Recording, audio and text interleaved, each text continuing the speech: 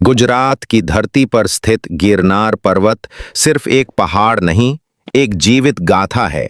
जब सूरज की पहली किरणें इसके शिखरों पर पड़ती हैं, तो ऐसा लगता है मानो कोई पुराना ऋषि योग की मुद्रा में बैठा ब्रह्मांड की शक्ति को समेट रहा हो। इसकी चट्टानों में कोई कहानी नहीं, बल्कि हजारों साल की तपस्या, युद्ध, प्रेम और मोक्ष की अनकही गूंज समाई हुई है। कहते हैं कि गिरनार हिमालय से भी पुराना है। जब यह पृथ्वी जल और अग्नि के गर्भ से आकार ले रही थी, तब गिरनार ने अपनी आंखें खोलीं। जैसे एक ऋषि समाधि से जागा हो, ब्रह्मा ने जब धरती पर संतुलन के लिए पर्वतों को भेजा, तब गिरनार को विशेष स्थान दिया गया, क्योंकि इसमें वो दिव्यता थी जो तपस्वियों की तपस्या को सहन कर सके और देवताओं की उपस्थिति को संभाल सके। पुराणों में उल्लेख है कि एक बार ऋषि वशिष्ठ की कामधेनु गाय कहीं खो गई। ब्रह्मा ने गिरनार और आबू पर्वत को आदेश दिया कि वे धरती की दरारों को भरें, जिससे गाय की रक्षा हो सके। गिरनार ने यह आदेश सहर्ष स्वीकार किया और तब से इस भूमि को देवभूमि कहा जाने लगा। ऐसा लगता है मानो गिरनार आज भी उस कामधेनु की रक्षा कर रहा हो, अपनी चुप्पी में अनंत प्रेम और संरक्षण समेटे हुए। 3री शताब्दी ईसा पूर्व में सम्राट अशोक ने यहां अपने धर्मलेख अंकित करवाए। वे शिलालेख केवल शासकीय आदेश नहीं हैं, वे उस भावनात्मक परिवर्तन का संकेत हैं जो एक रक्त पिपासु सम्राट को करुणामयी धर्मराज में बदल देता है। हर शब्द मानो पत्थर को भी पिघला दे, जैसे गिरनार ने अशोक को आत्मा की आवाज सुनाई हो।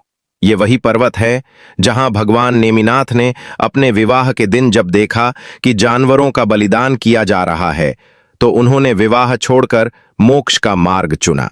वे गिरनार आए और यहीं से उन्होंने मोक्ष की प्राप्ति की। यह घटना सिर्फ एक त्याग नहीं, बल्कि आत्मा की सबसे ऊंची उड़ान थी।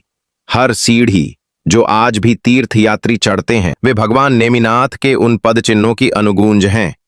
गिरनार का एक शिखर भगवान दत्तात्रेय को समर्पित है, जो ब्रह्मा, विष्णु और महेश के एकीकृत स्वरूप हैं। वहां तक पहुंचने के लिए 10,000 से अधिक सीढ़ियां चढ़नी पड़ती हैं, पर हर सीढ़ी आपको शरीर से दूर और आत्मा के करीब ले जाती है। जब कोई थका हारा यात्री वहां पहुंचता है और शिखर से नीचे झांकता है, तो आंसू अपने आप निकल आते हैं। थकान के नहीं, उस दिव्यता के जो वहां व्याप्त है।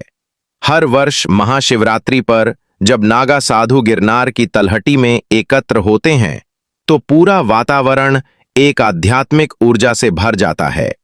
ढोल, शंख और रुद्राभिषेक के स्वर मानो एक दिव्य दुनिया का द्वार खोलते हैं।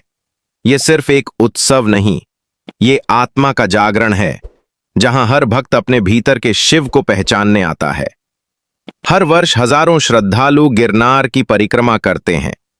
ये परिक्रमा कोई साधारण यात्रा नहीं, ये आत्मा का अपनी जड़ों से जुड़ने का प्रयत्न है।